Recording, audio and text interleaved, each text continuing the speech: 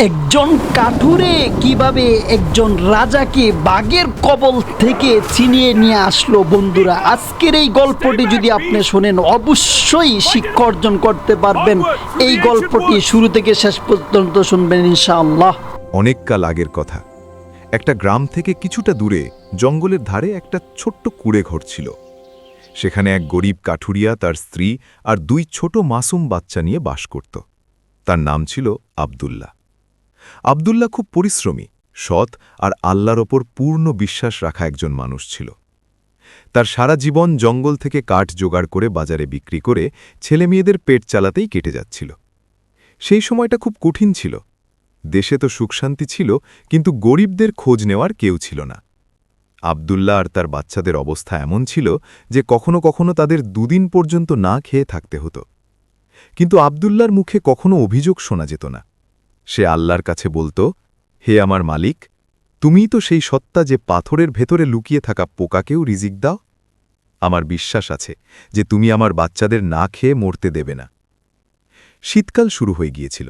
ঘরে গায়ে দেবার মতো না কোনো গরম কাপড় ছিল, আর না জ্বালানোর মতো কোনো কাঠ বেঁচেছিল। একদিন সকালে সূর্য ঠিকমতো ওঠার আগেই আব্দুল্লাহ তার ছেঁড়াফাড়া কাপড় পরে কুঁড়েঘর থেকে বেরোল। গত দুদিন ধরে তার ঘরে শস্যের একটা দানাও ছিল না। তার দুই বাচ্চাই ক্ষুধায় কাঁদছিল, আর তার স্ত্রীর চোখে অসহায়ত্ব পরিষ্কার দেখা যাচ্ছিল। সে তার পুরনো কুঠারটা তুলল আর স্ত্রীর দিকে তাকিয়ে বলল, তুমি চিন্তা করো না, আল্লাহ চাইলে আজ আমি কিছু কাঠ বিক্রি করে একটু আটা আর খাওয়ার জন্য কিছু জিনিস অবশ্যই নিয়ে আসব। তুমি শুধু বাচ্চাদের খেয়াল রেখো। এ কথা বলে সে জঙ্গলের দিকে বেরিয়ে পড়ল। জঙ্গলটা ছিল খুব ভয়ঙ্কর। উঁচু উঁচু বাজ সূর্যের আলো আটকে রেখেছিল, যার কারণে দিনের বেলাতেও জঙ্গলে হালকা অন্ধকার ছেয়ে থাকত। আব্দুল্লাহ শুকনো কাঠ খুঁজছিল। ক্ষুধার দুর্বলতার কারণে তার শরীর কাঁপছিল, কিন্তু তার মাসুম বাচ্চাদের চেহারা তাকে থামতে দিচ্ছিল না। সে হাঁটতে হাঁটতেই জঙ্গলের এমন এক অংশে পৌঁছে গেল যেখানে সবাই যেতে ভয় পেত। লোকে বলত এখানে ভয়ঙ্কর সব হিংস্র প্রাণী থাকে। দুপুর হয়ে গিয়েছিল, কিন্তু আব্দুল্লাহ এখনও এত কাঠ পায়নি যা সে বাজারে নিয়ে গিয়ে বিক্রি করতে পারে। হতাশ হয়ে সে একটা গাছের কাছে বসে পড়ল। তার চোখ দিয়ে পানি বইতে লাগল। সে আকাশের দিকে তাকিয়ে বলল, হে আল্লাহ, আমি জানি যে আমার পরীক্ষা খুব কঠিন, কিন্তু আমাকে এতটুকু শক্তি দাও যেন আজ আমি কোনো মতেই খালি হাতে বাড়ি না ফিরি। সে দোয়া করছিলই যে হঠাৎ ঝোপের পেছন থেকে একটা অদ্ভুত আওয়াজ শুনতে পেল। আওয়াজটা কোনো বন্যপ্রাণীর গোঙানির ছিল। আব্দুল্লাহ এই আওয়াজ শুনে চমকে গেল, কারণ সে জানত যে ওখানে ভয়ঙ্কর সব হিংস্র প্রাণী থাকে। আব্দুল্লাহ ভাবল যে এখান থেকে পালিয়ে যাওয়া উচিত, কিন্তু ওই আওয়াজ আবার এলো, আর এবার ওই আওয়াজে আগের চেয়েও বেশি কষ্ট ছিল। আব্দুল্লাহ নেক মানুষ ছিল, তার পা থেমে গেল। সে তার কুঠারটা শক্ত করে ধরল আর ধীরে ধীরে ওই ঝোপের দিকে এগোতে লাগল। সে যেমনই ঝোপ সরিয়ে দেখল, তার গায়ে লোম খাড়া হয়ে গেল, কারণ তার সামনে একটা ভয়ঙ্কর নেকড়ে আহত অবস্থায় পড়েছিল। তার পেছনের পায়ে শিকারীদের পাতা লোহার শক্ত জাল আটকেছিল। নেকড়েটা তার ভেতর থেকে বের হবার যত চেষ্টা করছিল, জালটা ততই শক্ত হয়ে যাচ্ছিল। আব্দুল্লাহর মনে ভয়ও ছিল, আবার মায়াও ছিল। এখন সে এমন এক সিদ্ধান্ত নিতে যাচ্ছিল যা তার সারা জীবন বদলে দেবে। আব্দুল্লাহ এগিয়ে গিয়ে ওই জালটা ধরল। জালটা খুব শক্ত ছিল। তারপর আব্দুল্লাহ ওই ভয়ঙ্কর নেকড়ের চোখের দিকে তাকিয়ে আস্তে করে বলল, হে আল্লাহর সৃষ্টি, ভয় পেও না, আমি তোমাকে কিচ্ছু বলবো না। কিন্তু নেকড়েটা কি তার কথা বুঝতে পারছিল? এটা তো কেউ জানত না। তারপর আব্দুল্লাহ যখন জালটা টানা শুরু করল, তখন নেকড়েটা ব্রাথায় চোখ বন্ধ করে নিল। আব্দুল্লাহ তার দুই হাত দিয়ে অবশিষ্ট শক্তি এক করে ওই জালটা টানল। একটা জোরদার মর্মর শব্দের সাথে ওই জালটা খুলে গেল, আর নেকড়েটা বেরিয়ে এলো। আব্দুল্লাহ জলদি করে পেছনে সরে এলো, আর সে তার কুঠারটা তুলে নিল, কারণ আব্দুল্লাহর ভয় ছিল যে কোথাও নেকড়েটা তার ওপর হামলা না করে বসে। কিন্তু নেকড়েটা তা করল না। সে টলমলে পায়ে উঠে দাঁড়াল। নেকড়েটা চকচকে চোখ দিয়ে আব্দুল্লাহর দিকে তাকাল। ওই সময় জঙ্গলে এক অদ্ভুত নীরবতা নেমে এসেছিল। আব্দুল্লাহ আর নেকড়েটা একে অপরকে গভীরভাবে দেখছিল। নেকড়ের চোখে রাগ ছিল না, কিন্তু অন্য কিছু ছিল। সন্ধ্যা হতে চলেছিল। ঠিক তখনই অন্য দিক থেকে আরও নেকড়ের আওয়াজ আসছিল। আব্দুল্লাহ জানত যে রাত হওয়ার আগেই এই জঙ্গল থেকে বের হতে হবে। নেকড়েটা আরেকবার আব্দুল্লাহর দিকে তাকাল, আর তারপর ওই ঝোপের মধ্যে অদৃশ্য হয়ে গেল। নেকড়ে চলে যেতেই আব্দুল্লার স্বস্তির নিঃশ্বাস ফেলল। কিন্তু বিপদ এখনো কাটেনি। দিন শেষ হয়ে গিয়েছিল। না আব্দুল্লার কাছে এখনো কাঠ ছিল, আর না বাড়ি নিয়ে যাওয়ার জন্য খাবার। সে বাড়ি কিভাবে যাবে? এই চিন্তার সাথে আব্দুল্লাহ মাথা নিচু করল, আর ভারী পায়ে বাড়ির দিকে চলতে শুরু করল। সে জানত না যে আজ সে জঙ্গলে যা করেছে তা চিরকালের জন্য তার ভাগ্য বদলে দেবে। তার খবর ছিল না যে যেই নেকড়েকে সে আজ মুক্ত করেছে সে কাল তার জন্য কি নিয়ে আসতে চলেছে। রাতের অন্ধকার পুরো গ্রামে ছেয়ে দিয়েছিল। আব্দুল্লাহ যখন তার বাড়ির কাছাকাছি পৌঁছাল তখন তার পা তার মনের মতোই ভারী ছিল। তার কুঁড়ে ঘরে একটা নিভু নিভু প্রদীপ জ্বলছিল, যার হালকা আলো কুঁড়ে ঘরে বাইরে আসছিল। আব্দুল্লাহ কুঁড়ে ঘরের দরজায় হাত রাখল, কিন্তু দরজা খোলার সাহস হল না, এই ভেবে যে তার স্ত্রী আর তার দুই ক্ষুধার্ত বাচ্চা তার জন্য অপেক্ষা করছে। সে চোখের পানি মুছল আর আস্তে করে দরজা খুলল। ভেতরের দৃশ্য বুক কাঁপিয়ে দেওয়ার মতো ছিল। তার বাচ্চারা কাঁদতে কাঁদতে না খেয়েই ঘুমিয়ে পড়েছিল, আর তার স্ত্রী মাটিতে বসেছিল। তার নজর দরজায় আটকে ছিল। সে যেমনই আব্দুল্লাহকে খালি হাতে দেখল, তার চেহারায় এক হতাশার ঢেউ খেলে গেল। কিন্তু সে নিজেকে সামলে নিল, কারণ সে একজন বুঝদার আর ধৈর্যশীল নারী ছিল। আব্দুল্লাহ নজর নিচু করে ধরা গলায় বলল, বিবি জয়নাব, আমাকে মাফ করে দাও, আজ আমি কিছুই আনতে পারিনি। তার স্ত্রী উঠে আব্দুল্লার কাছে এসে কাঁধে হাত রেখে বলল, না আব্দুল্লাহ, আল্লাহ কখনো কাউকে একা ছাড়েন না। আপনি হারেননি। হয়তো আজ আমাদের ভাগ্যে উপবাস লেখা ছিল, কিন্তু কালকের সূর্য আমাদের জন্য নতুন আশার আলো নিয়ে আসবে। সেই রাতে ওই গরিবের কুঁড়ে ঘরে চুলা জ্বলল না। স্বামী স্ত্রী দুজনেই পেটে পাথর বেঁধে ঘুমিয়ে পড়ল। বাইরে তীব্র হাওয়া বইছিল, আর জঙ্গল থেকে বন্য প্রাণীদের অদ্ভুত সব আওয়াজ আসছিল। আব্দুল্লার চোখে ঘুম ছিল না, বরং একটাই প্রশ্ন ছিল, যে যদি কালো কাঠ না পাই তবে কি আমার বাচ্চারা না খেয়ে মারা যাবে? মাঝরাতের সময় হঠাৎ কুঁড়ে ঘরের বাইরে কোনো জিনিসের আওয়াজ শোনা গেল, যেন কেউ ভারী কিছু মাটিতে টেনে আনছে। তারপর আওয়াজটা দরজার একদম কাছে শোনা গেল। আব্দুল্লাহ চমকে উঠল। সে আস্তে করে উঠল, তার কুঠারটা তুলল আর দরজার দিকে এগোল। দরজা খুলতেই তার পায়ের নিচ থেকে মাটি সরে গেল, কারণ সামনে ওই কালো রঙের নেকড়েই দাঁড়িয়েছিল। তার চোখগুলো রাতের অন্ধকারে জলজল করছিল। আব্দুল্লাহ তার কুঠারটা ওপরে তুলল। তার স্ত্রী ভয়ে চিৎকার করে উঠল, আব্দুল্লাহ, দরজা বন্ধ করো। কিন্তু নেকড়েটা নিজের জায়গা থেকে নড়ল না। সে মাথা নিচু করল আর দুকদম পিছিয়ে গেল। আব্দুল্লাহ দেখল মাটিতে একটা শিকার করা তাজা হরিণ পড়ে আছে। আব্দুল্লাহ এটা দেখে অবাক হয়ে গেল। সে নেকড়ের দিকে তাকাল। নেকড়েটা যেন কিছু বলছিল, তুমি আমার প্রাণ বাঁচিয়েছ, আর এটা তোমার উপহার। তারপর নেকড়েটা আস্তে করে একটা আওয়াজ করল আর অন্ধকারে মিলিয়ে গেল। আব্দুল্লাহ তার কুঠারটা নিচে নামাল। তার চোখ দিয়ে পানি চলে এলো, কারণ হরিণটা এত বড় ছিল যে তাদের কয়েক দিনের খাবারের ব্যবস্থা হয়ে যাবে, আর চামড়াটা বাজারে ভালো দামে বিক্রি হবে। তার স্ত্রী এখনও ভয় পেয়েছিল। সে দরজার কাছে এসে আব্দুল্লাহকে বলল, কি ব্যাপার? একটা ভয়ঙ্কর বন্যপ্রাণী আমাদের জন্য হরিণ নিয়ে এসেছে। আব্দুল্লার মুখে ওই হাসিটা ছিল যা কয়েকদিন ধরে উধাও হয়ে গিয়েছিল। আব্দুল্লাহ তার স্ত্রীকে বলল, এটা নেকির প্রতিদান। আজ জঙ্গলে আমি এই নেকড়েকেই মুক্ত করেছিলাম। আমার ভয় ছিল যে এই বন্যপ্রাণী আমাকে খেয়ে ফেলবে, কিন্তু সে জানোয়ার হয়েও একজন মানুষের উপকার ভোলেনি। তার স্ত্রীর চোখেও পানি চলে এলো। সে আকাশের দিকে তাকিয়ে বলল, নিঃসন্দেহে আমার রব যেখান থেকে চান মানুষের জন্য রিজিক পৌঁছে দেন। সেই রাতে তাদের ঘরে চুলা জ্বলল। তার বাচ্চারা আর স্বামী স্ত্রী দুজনেই পেট ভরে খেল। আব্দুল্লাহ হরিণের চামড়াটা ভালোভাবে পরিষ্কার করল, যাতে সকালে বাজারে নিয়ে বিক্রি করতে পারে। ঘরে এক নতুন সচ্ছলতা ফিরে এসেছিল, কিন্তু আব্দুল্লাহ জানত না যে এই সচ্ছলতা তার ঘরে আরও এক বিপদ নিয়ে আসতে চলেছে। পরদিন সকালে আব্দুল্লাহ যখন হরিণের চামড়া নিয়ে বাজারে যাচ্ছিল, তখন তার দেখা হলো গ্রামের সর্দার খান বাহাদুরের সাথে। খান বাহাদুর একজন লোভী আর নিষ্ঠুর মানুষ ছিল। যখন তার নজর আব্দুল্লার হাতের ওই চকচকে চামড়ার ওপর পড়ল, তখন তার মনে লোভ জেগে উঠল। খান বাহাদুর গুশেতা দিয়ে দাপুটে গলায় বলল, ওহে আব্দুল্লাহ, তোর কাছে এই শিকার করা শাহী চামড়া কোথা থেকে এলো? সত্যি করে বল, তুই কি শাহী জঙ্গলে চুরি করেছিস? এটা শুনে আব্দুল্লার বুকটা ধক করে উঠল, কারণ সে জানত যে খান বাহাদুরের সাথে লাগা মানে মৃত্যুকে ডেকে আনা। খান বাহাদুরের গলা পুরো বাজারে গমগম করছিল। আব্দুল্লাহ চিন্তিত ছিল, কারণ তার হাতে ওই দামি চামড়াটা ছিল যা তার দারিদ্র্য দূর করতে পারত। কিন্তু তার সামনে গ্রামের সবচেয়ে লোভী মানুষটা দাঁড়িয়েছিল, আর আব্দুল্লাহর হাত থেকে ওই চামড়াটা ধরে টানতে লাগল। আব্দুল্লাহ ভয় পেলেও চামড়াটা ছাড়ল না, আর নিচু গলায় বলল, খান সাহেব, এটা চুরি করা চামড়া নয়, এটা আল্লাহর দেওয়া নেয়ামত। এটা বিক্রি করে আমি আমার বাচ্চাদের জন্য রেশন কিনব। খান বাহাদুর জোরে হাসল, আর আব্দুল্লাহর বুকে ধাক্কা দিয়ে চামড়াটা ছিনিয়ে নিল। আল্লাহর রিজিক? আরে বোকা, আমাদের পাগল মনে করিস? এত দামি চামড়া, তাও আবার তীর বা বর্ষার কোনো দাগ ছাড়া? তুই নির্ঘাত শাহী জঙ্গলে গিয়ে ফাঁদ পেতেছিস। আমি চাইলে তোকে এখনই সিপাহীদের হাতে তুলে দিতে পারি। আর তুই সারা জীবন জেলে পচে মরবি।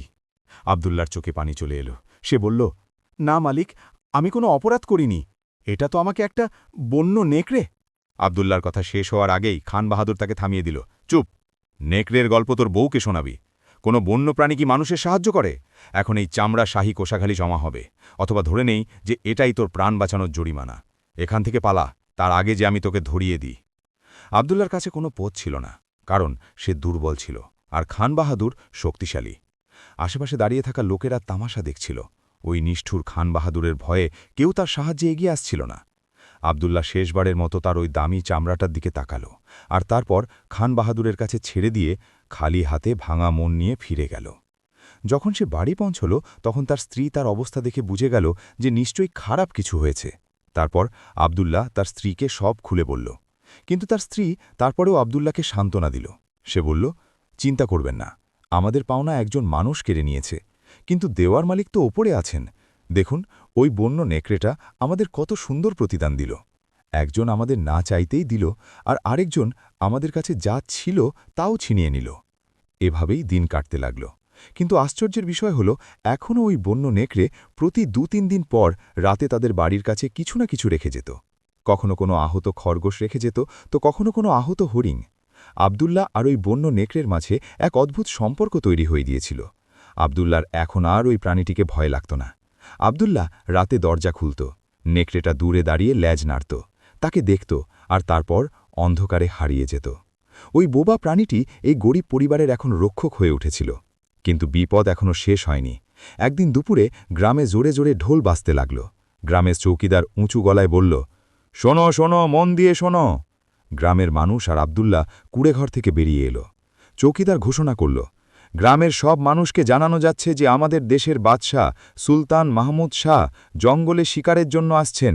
৩ দিনের জন্য জঙ্গল খালি করে দেওয়া হোক, কাউকে যেন জঙ্গলে দেখা না যায়। যদি কাউকে জঙ্গলে দেখা যায়, তবে তাকে শাস্তি দেওয়া হবে। এটা শুনে আব্দুল্লার কপালে ঘাম জমে গেল, কারণ তার নিজের নয়, বরং তার বন্ধু ওই কালো নেকড়েটার চিন্তা হচ্ছিল। কারণ বাদশাহও একজন দক্ষ শিকারী ছিলেন, তার নিশানা কখনো ফসকেত না। যদি বাদশাহ জঙ্গলে আসেন, তবে নিশ্চয়ই ওই দুর্লভ কালো নেকড়েকে শিকার করবেন। আব্দুল্লাহ মনে মনে ভাবল, না, আমাকে তার সাহায্য করতে হবে, আমাকে তার প্রাণ বাঁচাতে হবে, কারণ সে আমার ক্ষুধার্ত বাচ্চাদের পেট ভরিয়েছিল। সেই সন্ধ্যায় খান বাহাদুর গ্রামের মাঝখানে দাঁড়িয়ে বড়াই করছিল। আমি নিজে বাদশাকে জঙ্গলের ওই অংশে নিয়ে যাব যেখানে সবচেয়ে বেশি শিকার পাওয়া যায়। আব্দুল্লাহ বুঝে গেল যে সে ওই অংশের কথাই বলছে যেখানে কালো নেকড়েটা থাকে। সূর্য ডুবছিল, আর জঙ্গলে এক ভয়ানক নীরবতা ছেয়ে যাচ্ছিল। আব্দুল্লাহ একটা সিদ্ধান্ত নিল, সে জঙ্গলে যাবে আর তার বন্ধুকে এই বিপদ সম্পর্কে সতর্ক করবে, যাতে সেই জঙ্গল থেকে দূরে কোথাও চলে যায়। আর ভাগ্য ঠিক করে নিয়েছিল যে সুলতান মাহমুদ শাহ, খান বাহাদুর আর ওই কালো নেকড়ে সবাই মুখোমুখি হবে। সূর্য মাথার ওপর উঠে এসছিল, কিন্তু জঙ্গলের গাছগুলো এতই ঘন ছিল যে সূর্যের আলো মাটি পর্যন্ত পৌঁছাচ্ছিল না। আব্দুল্লাহ শাহী হুকুম অমান্য করে জঙ্গলে প্রবেশ করেছিল। সে প্রতিটি শব্দে চমকে উঠছিল।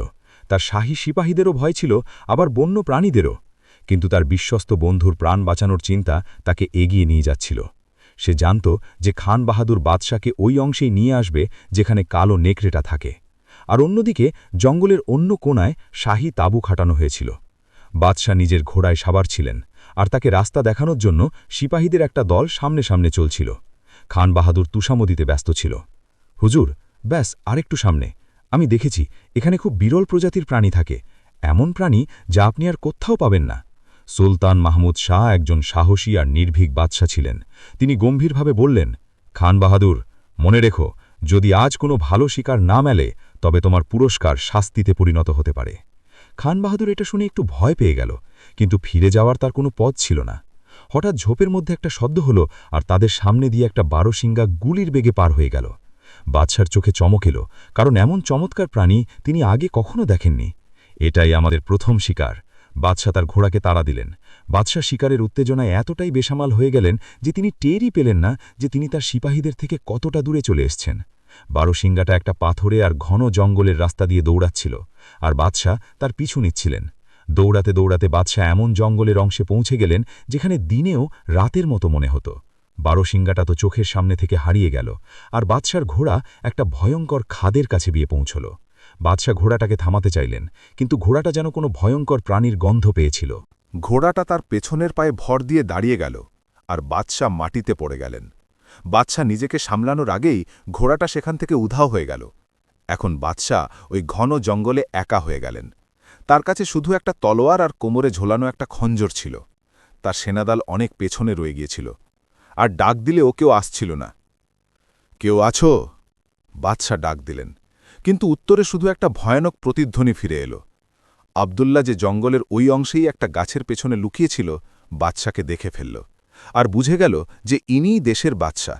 সে এগোতেই যাচ্ছিল, কিন্তু তারপর সে এমন কিছু দেখল যা তার পা থামিয়ে দিল। বাদশা তার পেছন থেকে পাতার খসখস আওয়াজ শুনতে পেলেন। বাদশা পেছনে ফিরে তাকাতেই দেখলেন একটা ভয়ঙ্কর বাঘ তার দিকে এগোচ্ছে। এটা জঙ্গলের ওই রাজা ছিল যে কয়েকদিন ধরে অভুক্ত ছিল। বাঘের হলুদ চোখ দুটো বাদশার উপর স্থির ছিল। সে ধীরে ধীরে বাদশার দিকে এগোচ্ছিল। বাদশা তার তলোয়ার বের করলেন আর অন্য হাতে খঞ্জরটা ধরলেন, কিন্তু এত বড় সাহসী বাঘের সামনে একজন মানুষের টিকে থাকা কঠিন ছিল। বাঘটা একটা জোরালো গর্জন করল, যা শুনে আব্দুল্লার বুক কেঁপে উঠল। আব্দুল্লাহ ভাবল, আমার কাছে তো শুধু একটা পুরনো কুঠার আছে, আমি বাঘের মোকাবিলা কিভাবে করব? কিন্তু আমি যদি কিছু না করি তবে আমার বাদশা মারা পড়বেন। বাঘটা হামলা করল। বাদশা তার তলোয়ারটা এগিয়ে দিলেন, কিন্তু বাঘের ভারী থাপা তলোয়ারটাকে বাদশার হাত থেকে ছুটিয়ে দূরে ফেলে দিল। বাদশা মাটিতে পড়েছিলেন। মৃত্যু তার ঠিক সামনে ছিল। বাঘটা বাদশাকে গিলে ফেলতেই যাচ্ছিল যে আব্দুল্লাহ চোখ বন্ধ করে নিল। সে চিৎকার করতেই যাচ্ছিল, কিন্তু আওয়াজ তার গলায় আটকে গেল। বাঘটা বাদশার প্রাণ নিতেই যাচ্ছিল যে হঠাৎ ঝোপের ভেতর থেকে একটা কালো রঙের ছায়া বেরিয়ে এলো, আর বাঘটার ওপর গিয়ে পড়ল।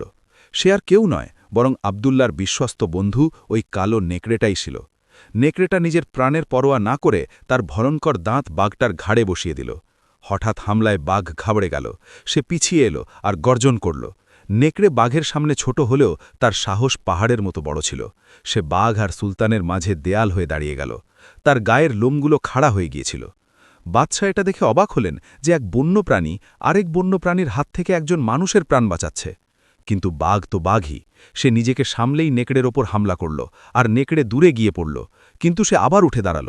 এখন জঙ্গলের কানুন লাগু হয়ে গিয়েছিল। একদিকে ছিল শক্তি আর অন্যদিকে বিশ্বস্ততা। আব্দুল্লাহ জানত যে যদি সে কিছু না করে তবে নেকড়ে বেশিক্ষণ টিকতে পারবে না, আর বাঘ তাকে মেরে ফেলবে। এখন তামাশা দেখার সময় ছিল না, কারণ জঙ্গলের এই বিরান ভূমিতে মৃত্যুর নগ্ন নৃত্য চলছিল। বাঘ নিজের শক্তির অহংকারে নেকড়ে তাকে মারাত্মকভাবে আহত করে দিয়েছিল। তারপর বাঘ একটা জোরালো থাপার আঘাত করল, যাতে নেকড়ে বাতাসে উড়ে গিয়ে একটা গাছের সাথে ধাক্কা খেল। নেকড়ে তাই চিৎকার করে উঠল, কিন্তু সে সাহস হারাল না। সে টলমলে পায়ে আবার উঠে দাঁড়াল, কারণ তার সাহস তার শক্তির চেয়ে অনেক বেশি ছিল। অন্যদিকে বাদশা এখনও মাটিতে পড়েছিলেন, আর তার তলোয়ারের দিকে এগোতে চেষ্টা করছিলেন, কিন্তু বাঘ এবার তার দিকে ঘুরেছিল। বাঘ বুঝে গিয়েছিল যে ওই ছোট্ট প্রাণীটা, মানে ওই কালো নেকড়েটা, তাকে শুধু ব্যস্ত রাখার চেষ্টা করছে, আর আসল শিকার তো ওই মানুষটা, অর্থাৎ বাদশা। বাঘ লাফ দেওয়ার জন্য তার পেছনের পা ভাঁজ করল। গাছের পেছনে লুকিয়ে থাকা আব্দুল্লার কলিজা মুখে চলে এলো। সে হয় ওখানেই লুকিয়ে থেকে নিজের প্রাণ বাঁচাবে, নয়তো মৃত্যুর মুখে ঝাঁপিয়ে পড়বে। সে ওই নেকড়েটার দিকে তাকাল, যে এখন মরার কাছাকাছি। না, আমি আমার সঙ্গীকে এভাবে মরতে দিতে পারি না। হঠাৎ জঙ্গলে একটা আওয়াজ গুম গুম করে উঠল। ইয়া আল্লাহ, সাহায্য করো! আব্দুল্লাহ তার কুঠারটা শক্ত করে ধরল আর বাঘের ওপর হামলা করার জন্য দৌড়াল। এই হঠাৎ আসা আওয়াজে বাঘ চমকে গেল আর পেছনে ফিরে তাকাল। বাঘ পেছনে ফিরতেই আব্দুল্লাহ পুরো জোরের সাথে কুঠারটা তার পায়ে বসিয়ে দিল। কুঠারের ধার খুব একটা বেশি ছিল না, তাই খুব গভীর ক্ষত করতে পারল না, কিন্তু আঘাতটা এতই জোরালো ছিল যে বাঘ ব্যথায় কোঁকিয়ে উঠল। পালান সুলতান, পালান! আব্দুল্লাহ চিৎকার করল, আর বাঘের মনোযোগ নিজের দিকে ঘোরানোর জন্য পাথর তুলল। বাঘ এখনই রাগে পাগল হয়ে গিয়েছিল। একদিকে ওই আহত নেকড়ে আর অন্যদিকে এই দুর্বল কাঠুরিয়া। বাঘ আবদুল্লার দিকে ঝাঁপ দিল। আবদুল্লা বাঁচার চেষ্টা করল, কিন্তু বাঘের গতি ছিল খুব দ্রুত। বাঘের ভারী থাপায় আবদুল্লার কুর্তা ছিঁড়ে আর আবদুল্লা মাটিতে পড়ে গেল। এখন মৃত্যু আবদুল্লার একদম সামনে। বাঘ দ্বিতীয় হামলা করতেই যাচ্ছিল, কিন্তু ওই কালো নেকড়ে, যে এখন নিজের সব শক্তি এক করেছিল, আরেকবার বাঘের ওপর লাফিয়ে পড়ল আর বাঘের কানটা শক্ত করে কামড়ে ধরল। বাঘ ব্যথায় কোঁকিয়ে উঠল আর গোল গোল ঘুরতে লাগল, যাতে নেকড়েটাকে তার পিঠ থেকে ফেলে দিতে পারে। এটাই সেই মুহূর্ত ছিল যার জন্য বাদশাহ অপেক্ষা করছিলেন। বাঘের মনোযোগ পুরোপুরি অন্যদিকে সরে গিয়েছিল। বাদশাহ ক্ষিপ্রতার সাথে তার তলোয়ার তুলে নিলেন। তিনি ইয়া আল্লাহ বলে হুঙ্কার দিয়ে তলোয়ার দিয়ে বাঘের ওপর আঘাত করলেন। আঘাত এতই জোরালো ছিল যে বাঘ ওখানেই লুটিয়ে পড়ল। জঙ্গলের রাজা যে কিছুক্ষণ আগেও মৃত্যুদূতি বিলা ছিল, সে এখন নিজেই নিষ্প্রাণ হয়ে পড়ে আছে। জঙ্গলে এক ভয়ঙ্কর নিস্তব্ধতা নেমে এলো। শুধু ভারী শ্বাস-প্রশ্বাসের শব্দ আসছিল। আবদুল্লা যে মাটিতে পড়েছিল দ্রুত উঠে দাঁড়াল। তার শরীর থেকে রক্ত ঝরছিল, কিন্তু সেদিকে তার কোনো ভ্রুক্ষেপ ছিল না। তার সব চিন্তা ছিল ওই কালো নেকড়েটার জন্য, যে মাটিতে অসহায় হয়ে পড়েছিল। নেকড়ের শরীর থেকে অনেক রক্ত ঝরে গিয়েছিল, আর সে জোরে জোরে শ্বাস নিচ্ছিল। আবদুল্লা তাকে তুলে নিজের কোলে বসালো আর কাঁদতে লাগল, ওঠো বন্ধু আমার। সে নিজের কুর্তা ছিঁড়ে ওই নেকড়ের ক্ষতস্থানগুলো বাঁধতে শুরু করল, আর বাদশাহ নিজের তলোয়ার হাতে একপাশে দাঁড়িয়ে অবাক হয়ে এই দৃশ্য দেখছিলেন। তিনি তার জীবনে বড় বড় যুদ্ধ লড়েছিলেন, কিন্তু এমন বিশ্বস্ততা, এমন সাহস আর এমন লড়াই তিনি আগে কখনো দেখেননি। এমন এক গরিব কাঠুরিয়া, যার খাওয়ার মতো কিছু ছিল না, সে একটা বন্য প্রাণীর জন্য নিজের জীবন বাজি রেখে চলে এসেছিল। আর এমন এক বন্য প্রাণী, যাকে দুনিয়া হিংস্র বলে, সে একজন মানুষের জন্য নিজের জীবন বিপন্ন করেছিল। তখনই ঘোড়ার খুঁড়ের আওয়াজ শোনা গেল। খান বাহাদুর আর সিপাহীদের দল সেখানে পৌঁছে গেল। তারা যখন সামনে বাদশাহকে দাঁড়িয়ে থাকতে আর একটা বাঘকে মরে পড়ে থাকতে দেখল, তখন তারা ঘোড়া থেকে লাফিয়ে নামল। খান বাহাদুর যখন দেখল যে আবদুল্লাহ আর বাদশাহ মুখোমুখি দাঁড়িয়ে আছে, তখন সে চিৎকার করে উঠল, সঙ্গীরা দেখো, এই সেই গরিব কাঠুরিয়া, যে তার এই হিংস্র বন্ধুকে সাথে নিয়ে বাদশাহর ওপর হামলা করতে এসেছে। এর ওপর ঝাঁপিয়ে পড়ো আর এর সঙ্গীকে মেরে ফেলো আর একে বন্দী করো। সিপাহীরা তাদের তলোয়ার বের করে আবদুল্লার দিকে এগোল। আবদুল্লাহ ওই নেকড়েটাকে নিজের বুকের সাথে জড়িয়ে ধরল, যেন তাকে বাঁচানোর জন্য সে নিজেই ঢাল হয়ে যাচ্ছে। খবরদার! একটা গম্ভীর আওয়াজ গুমগুম করে উঠল। এটা বাদশাহর আওয়াজ ছিল। তলোয়ার নামাও, এ কোনো সাধারণ কাঠুরিয়া নয়, এ আমার জীবন রক্ষাকারী। আজ থেকে এই প্রাণী আমাদের রাজকীয় মেহমান। খান বাহাদুরের মুখের রং উড়ে গেল। সিপাহীরা পিছিয়ে গেল। তারপর বাদশাহ আবদুল্লার কাছে এলেন আর হাঁটু মেরে বসলেন। আমি জীবনে মানুষকে ধোঁকা দিতে দেখেছি, কিন্তু জীবনে প্রথমবার মানুষ আর প্রাণীর মধ্যে এমন পবিত্র ভালোবাসা দেখছি। তুমি কে? তারপর আবদুল্লা তার পুরো কাহিনী বাদশাহকে শোনাল। জঙ্গলে নেকড়ের প্রাণ বাঁচানো থেকে শুরু করে খান বাহাদুরের অত্যাচার পর্যন্ত, আর আজ এই নেকড়ের বিশ্বস্ততা আর সাহসিকতা পর্যন্ত। বাদশাহ চুপচাপ সব শুনলেন। যখন আবদুল্লা থামল, তখন বাদশাহর চোখ ভেজা ছিল। বাদশাহ উঠে দাঁড়িয়ে খান বাহাদুরের দিকে তাকালেন। বাদশাহর দৃষ্টি তলোয়ারের ছিল তীক্ষ্ণ আর ভয়ঙ্কর ছিল। এবার বিচারের সময় এসে গিয়েছিল। বাদশাহর চোখে রাগ ছিল। তিনি জায়গা থেকে উঠলেন আর ধীরে ধীরে খান বাহাদুরের দিকে এগোতে লাগলেন। যে সুলতান বাহাদুর গ্রামে মুকুটহীন রাজা হয়ে বসেছিল, সে এখন সুলতানের সামনে ভেজা বিড়ালের মতো কাঁপছে।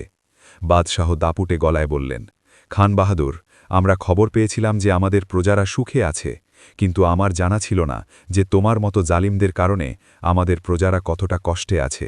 তুমি এমন একজন মানুষের অধিকার ছিনিয়ে নিয়েছ, যে বিশ্বস্ততার এক বড় উদাহরণ, আর তুমি নিজের দোষ থাকতে তাকে মৃত্যুর মুখে ঠেলে দিয়েছ। খান বাহাদুর কাকুতি মিনতি করতে করতে বাদশাহর পায়ে লুটিয়ে পড়ল। হুজুর, আমাকে মাফ করে দিন, আমার ভুল হয়ে গেছে, আমি লোভে অন্ধ হয়ে গিয়েছিলাম। সুলতান ঘৃণার সাথে তার পা সরিয়ে নিলেন আর সিপাহীদের নির্দেশ দিলেন, সিপাহীরা, এই গাদ্দারের মাথা ন্যাড়া করে দাও, এর গোঁফ কামিয়ে দাও আর মুখে কালি মেখে পুরো গ্রামে ঘোরাও। আজ থেকে এর সব জমি আর পদ বাজেয়াপ্ত করা হলো। একে কারাগারে নিক্ষেপ করো, যাতে সে বুঝতে পারে যে ক্ষুধা আর অসহায়ত্ব কি। সিপাহীরা সাথে সাথে খান বাহাদুরকে ধরে ফেলল। যে কাল পর্যন্ত এক গরিব কাঠুরিয়ার ওপর হাসছিল, আজ পুরো গ্রাম তার অসহায়ত্ব আর অপমান দেখল। তারপর বাদশাহ সাথে সাথে আবদুল্লাহ আর ওই আহত নেকড়ের কাছে এলেন। রাজকীয় হেকিমরা নেকড়ের ক্ষতস্থানে মলম লাগাল। নেকড়ের ক্ষতগুলো খুব গভীর ছিল, কিন্তু হেকিম বললেন যে যদি এর ভালোভাবে যত্ন নেওয়া হয় তবে সে বেঁচে যাবে। বাদশাহ আবদুল্লার কাঁধে হাত রাখলেন আর বললেন, আমার বন্ধু, আজ যদি আমি বেঁচে থাকি তবে তোমার আর তোমার এই বিশ্বস্ত নেকড়ের কারণে। চাও তুমি কি চাও? আজ তুমি যা চাইবে এই বাদশাহ তোমাকে না করবে না। আবদুল্লাহ হাত জোড় করে ভেজা চোখে বলল, বাদশাহ সালামাত, আমার সম্পত্তির লোভ নেই, শুধু এতটুকু করে দিন যে আমার এই নেকড়ে বন্ধুটাকে সুস্থ করে দিন, এর চিকিৎসার ব্যবস্থা করে দিন, আর পুরো গ্রামকে খান বাহাদুরের মতো জালিমদের হাত থেকে মুক্তি দিন। আবদুল্লার সরলতা দেখে বাদশাহ খুব খুশি হলেন আর ঘোষণা করলেন, আজ থেকে এই পুরো জঙ্গল আর গ্রামের আশপাশের সব জমি আবদুল্লার সম্পত্তি। আমরা তোমাকে রাজকীয় রক্ষক উপাধি দিচ্ছি। রাজকীয় কোষাগার থেকে তুমি এত ভাতা পাবে যে তোমার আগামী 7 প্রজন্ম আরামে জীবন কাটাবে। তারপর বাদশাহ নির্দেশ দিলেন যে এই আহত নেকড়েকে যেন রাজকীয় পালকিতে রাখা হয়। যেই পালকিতে বাদশাহ নিজে যাতায়াত করতেন, আজ তাতে ওই আহত বন্য নেকড়ে ছিল। যখন এই কাফেলা গ্রামে ঢুকল তখন সব গ্রামবাসী দেখে অবাক হয়ে গেল। সবার আগে ঘোড়ায় আবদুল্লাহ ছিল আর তার পেছনে শিকল পড়া অবস্থায় খান বাহাদুর হেঁটে আসছিল। আবদুল্লার কুঁড়ে ঘরের বাইরে তার স্ত্রী আর বাচ্চারা ঘাবড়ে গিয়ে দাঁড়িয়েছিল। তাদের মনে হয়েছিল যে হয়তো আবদুল্লাহকে বন্দী করা হয়েছে। যখন তার স্ত্রী আবদুল্লাহকে রাজকীয় পোশাকে ঘোড়া থেকে নামতে দেখল তখন সে নিজের চোখকে বিশ্বাস করতে পারছিল না। আবদুল্লাহ ছুটে গিয়ে তার স্ত্রী বাচ্চাদের কাছে গেল আর তার স্ত্রীকে বলল, আল্লাহ আমাদের ডাক শুনেছেন, আর দেখো আমাদের কালো নেকড়ে আমাদের সঙ্গী ও আমাদের সাথে আছে। বাদশাহ এগিয়ে গিয়ে আবদুল্লার 2 বাচ্চার মাথায় হাত রাখলেন আর তাদের সোনা নহর ভর্তি থলি দিলেন। সময় কাটতে লাগল আর এভাবেই আবদুল্লার জীবন বদলে গেল। সে তার কাঁচা কুড়ে ঘর ছেড়ে একটা সুন্দর আর পাকা বাড়ি বানালো। কিন্তু সে নিজের অতীত কখনো ভোলেনি। সে সব সময় গরিবদের সাহায্য করত আর অভুক্তদের খাবার খাওয়াত। এখন কালো নেকড়েটাও সুস্থ হয়ে গিয়েছিল আর আবদুল্লার সাথেই থাকতে শুরু করেছিল। আর তারপর আবদুল্লাহ ওই নেকড়ে আর নিজের স্ত্রী সন্তানের সাথে সুখে শান্তিতে জীবন কাটাতে লাগল। প্রিয় বন্ধুরা, আশা করি আজকের এই সত্য কাহিনী আপনাদের ভালো লেগেছে। যদি ভিডিওটি ভালো লাগে তবে কমেন্টে আপনাদের মতামত অবশ্যই জানাবেন। আমাদের চ্যানেলটি সাবস্ক্রাইব করে দেবেন। ভিডিওটি দেখার জন্য অনেক অনেক ধন্যবাদ।